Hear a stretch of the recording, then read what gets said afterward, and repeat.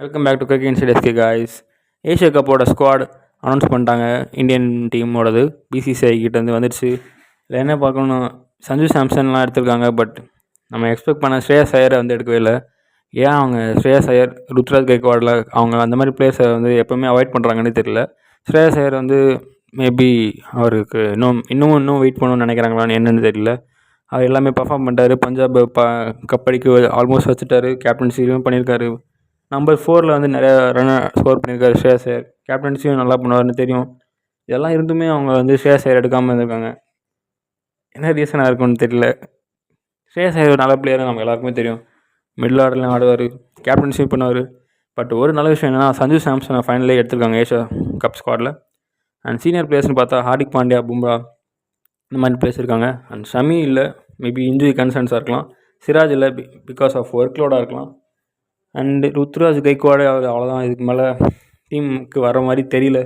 And ஸ்ரேயஸ் ஐயர் ஏன் எடுக்கலன்னு நீங்கள் என்ன நினைக்கிறீங்கன்னு கமெண்ட் பண்ணுங்கள்.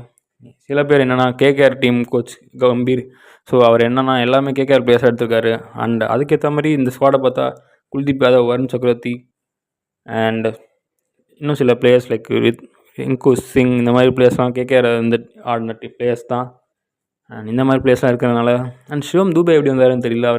அவர் எந்த பேசிஸில் எடுத்துருக்காங்கன்னு புரியல. எல்லாருமே எதிர்பார்த்தது வந்து ஸ்ரேயஸ் ஐயர் தான். பட் ஸ்ரேயஸ் ஐயர் அன்ஃபார்ச்சுனேட்லி இந்த டீமில் பிளேஸ் இல்லை. அண்ட் அக்ஷர் பட்டேல் இருக்கார். அக்ஷர் பட்டேலோட ரைஸ் எல்லாருக்குமே தெரியும். அவரோட left arm spinner, off spinner, batting ஆடுவார் மிடில். அவரை டெய்ல் என்ட்ராகவும் யூஸ் பண்ணலாம், மேலேயும் யூஸ் பண்ணிக்கலாம். பட் ஸ்ரேயஸ் ஐயர் இல்லாதது இருக்கிறது வந்து அக்செப்ட் பண்ணிக்க முடியாது. பிகாஸ் அவர் ஒரு சூப்பரான பிளேயர்.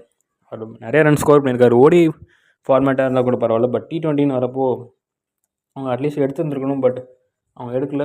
ஸ்ரேயஸ் ஐயர் ஏன் இக்னோர் பண்ணியிருக்காங்கன்னு தெரியல. பட் சஞ்சு சாம்சனுக்கு இது ஒரு நல்ல சான்ஸ். அவர் இதை யூஸ் பண்ணிக்கிட்டாருன்னா ஃப்யூச்சரில் இந்தியன் டீமில் கண்டிப்பாக இருப்பார். இந்த options of Virat Kohli and Rohit Sharma அவங்க ஃப்யூச்சரில் ரிட்டையர் ஆகிட்டாங்கன்னா சஞ்சு சாம்சன், சுமன் கில் இல்லைனா சூரியகுமார் யாதவ், திலக் வர்மா இந்த 4 பிளேயர்ஸ் தான் வந்து டாப் ஆர்டரை வந்து இந்த ஃப்யூச்சரில் வந்து பயங்கரமாக டாமினேட் பண்ண போகிறாங்க. நீங்கள் கமெண்ட் பண்ணுங்கள், சஞ்சு சாம்சன் இந்த சீரீஸில் பெர்ஃபார்ம் பண்ணுவாரா? அவங்க ஸ்ரேயஸ் ஐயர் எடுக்காமல் விட்டது நல்ல மூவா